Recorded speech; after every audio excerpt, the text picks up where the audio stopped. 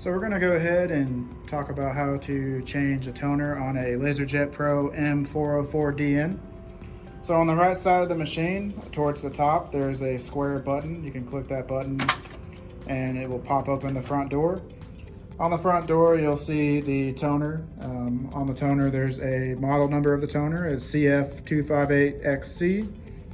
Above that is the handle for the toner. So you can grab the handle and you should be able to pull that toner out. You're not going to want to change the toner until it's completely empty, unless instructed by a preferred office trained professional.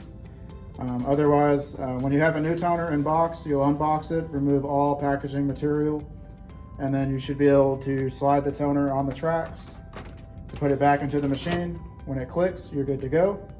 Close the door. The machine will cycle the toner back in, and when it's ready to print, the alarm on the side will go away and you should be good to go.